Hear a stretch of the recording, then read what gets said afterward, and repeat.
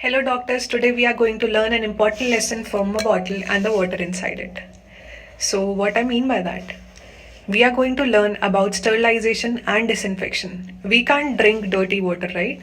So, we sterilize or disinfect it. So, the question mark between that will be clear today because we'll be studying various methods to do it and the major difference between sterilization and disinfection. So, let's get started. So we are clear with what we are going to study. अब सबसे पहले हम पढ़ेंगे sterilization और disinfection में difference क्या होता है. स्टरलाइजेशन स्टार्ट्स विथ एस, तो ये किसको मारेगा? ये स्पोर्स को भी मार देगा, जबकि डिसइंफेक्शन केवल पोटेंशियल पैथोजेंस को मार पाता है. स्टरलाइजेशन में स्पोर्स और पोटेंशियल पैथोजेंस दोनों मर जाते हैं. नेक्स्ट डिफरेंस हमारे पास आता है कि स्टरलाइजेशन में क्या होता है, 10⁻⁶ colony 10⁻log 6 colony forming unit जो है वो कम हो जाती हैं, जबकि डिसइंफेक्शन में केवल 10⁻³ लॉग कॉलोनीज कम होती हैं. इसका मतलब मोर अफेक्टिव कौन है? स्टरलाइजेशन अफेक्टिव है. नेक्स्ट हमारे पास एक और चीज़ आती है, एसेप्सिस क्या होता है, जिसको हम नॉर्मली बोलते हैं कि एसेप्टिक एजेंट्स यूज़ कर रहे हैं. एसेप्सिस वो केमिकल एजेंट होता है जो कि आप स्किन पे यूज़ कर सकते हो, मतलब लाइव ऑर्गेनिज्म पे, जबकि डिसइंफेक्शन हम किस पे करते हैं? इनएनिमेट ऑब्जेक्ट्स पे, मतलब नॉन लिविंग स्टफ पे. नेक्स्ट आता है हमारे पास स्टरलाइजेशन के क्या डिफरेंट मेथड्स होते हैं. तो हमारे पास दो बेसिक मेथड है, फिजिकल मेथड और केमिकल मेथड. अब इसको डिटेल में पढ़ेंगे. फिजिकल मेथड में हमारे पास 5 तरीके हैं. इसको आप या तो ये 5 चीज़ें याद कर लो या फिर ये डायग्राम्स याद कर लो. सबसे पहला आता है सनलाइट. सनलाइट से क्यों डैमेज होता है? क्योंकि उसमें यूवी रेडिएशन है, तो वो स्टरलाइज कर देता है. नेक्स्ट है ड्राइंग. ड्राइंग से क्या होता है, जो डेलीटेरियस ऑर्गेनिजम्स हैं वो मर जाते हैं. फिर आता है हमारे पास हीट. हीट में आता है मॉइस्ट एंड ड्राई हीट. इसको हम डिटेलिंग में पढ़ेंगे. इस वीडियो में केवल ड्राई हीट के बारे में पढ़ेंगे, नेक्स्ट में मॉइस्ट हीट भी पढ़ेंगे.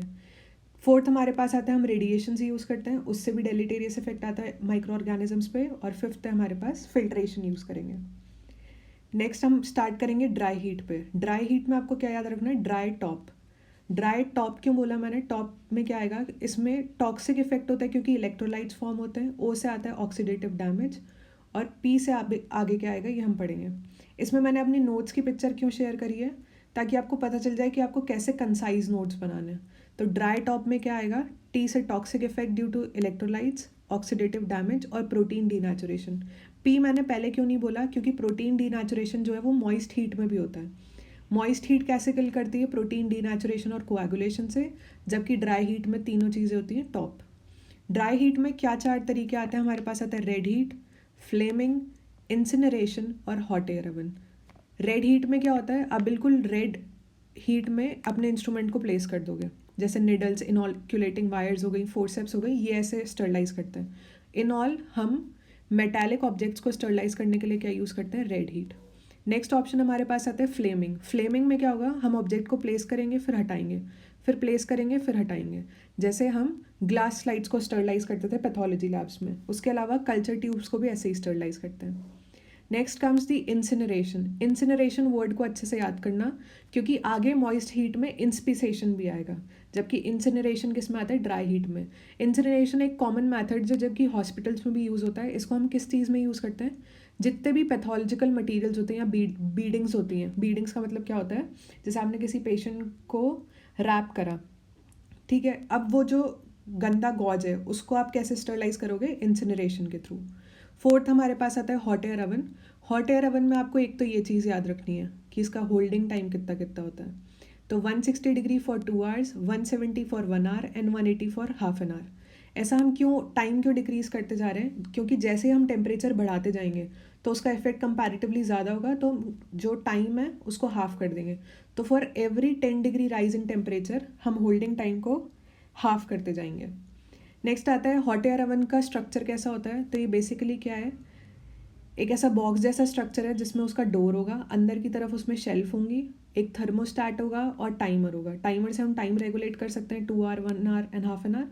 उसके अलावा थर्मोस्टैट होगा. ये हीट कैसे होता है? इसमें इलेक्ट्रिकली हीटेड होता है ये.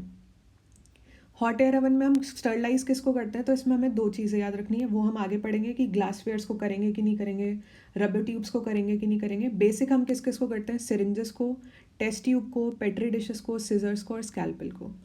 हॉट एयर ओवन को हम किस में पढ़ेंगे? डिटेल में पढ़ेंगे. ऐसा क्यों? क्योंकि इस पर लॉन्ग क्वेश्चन भी आता है.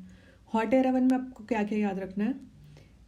ये फिर से मैंने पिक्चर क्यों शेयर करा है, क्योंकि आपको किसी भी टॉपिक को सिंगल पेज में या हाफ पेज में ही कंपाइल करना है, ताकि जितना कंसाइज नोट होगा एग्जाम के टाइम पे उतना क्लियरली वो याद आ जाता है। तो स्ट्रक्चर बेसिक हमें पता ही है कि अंदर शेल्फ है, उस पर हम प्लेस करेंगे।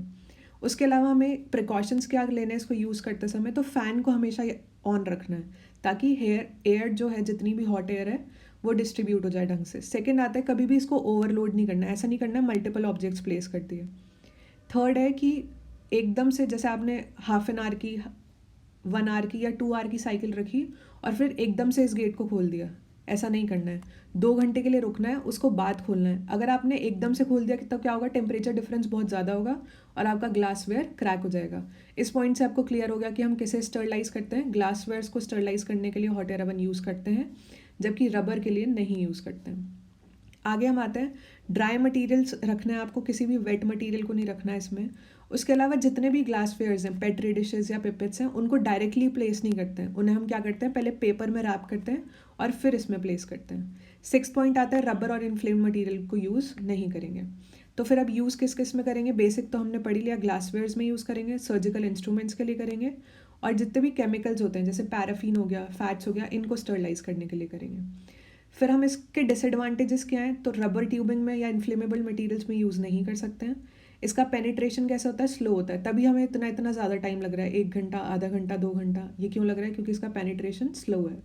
उसके अलावा इसका टेम्परेचर कंट्रोल करना भी कंपैरेटिवली मुश्किल है। किससे, आगे जो हम पढ़ने वाले हैं ऑटोक्लेव से, उससे। नेक्स्ट हमारे पास आता है इसके एडवांटेजेस क्या हैं। तो सबसे पहला तो ये इकोनॉमिकल मशीन है, उसके अलावा इसमें मेटल रस्ट नहीं करता, इसलिए हम सर्जिकल इंस्ट्रूमेंट्स में इसको यूज़ कर रहे हैं और ईजिली मॉनिटर कर सकते हैं। एक और इम्पॉर्टेंट चीज़ आती है किसी भी स्टरलाइजिंग मैथड में, कि उसका कंट्रोल क्या है। कंट्रोल का मतलब क्या होता है कि आप ये चेक करोगे कि आप चीज़ों को स्टरलाइज कर रहे हो तो वो मशीन सही काम कर भी रही है कि नहीं कर रही है। उसके लिए हमारे पास फिर से 3 चीज़ें आती हैं। पहला है non toxigenic strains of Clostridium tetani. हम क्या करेंगे, टॉक्सीजेनिक स्ट्रेन्स नहीं यूज़ कर सकते, क्योंकि क्या होगा, जो अंदर इंस्ट्रूमेंट्स पड़े हुए हैं वो टॉक्सिक इफेक्ट हो जाएंगे। इसलिए हम जो मरे हुए, जो नॉन टॉक्सीजेनिक स्ट्रेन्स हैं क्लॉस्ट्रीडियम टेटनी के, उनको यूज़ करेंगे। दूसरा हम थर्मोकपल्स यूज़ करते हैं, और तीसरा हम ब्राउन ट्यूब, ये जो ग्रीन कलर आ जाता है, उसको यूज़ करते हैं। नेक्स्ट हमारे पास आता है मॉइस्ट हीट, जिसको हम नेक्स्ट वीडियो में कंटिन्यू करेंगे। Stay tune for sterilization with moist heat. Please like, share and subscribe to my channel speeded industry.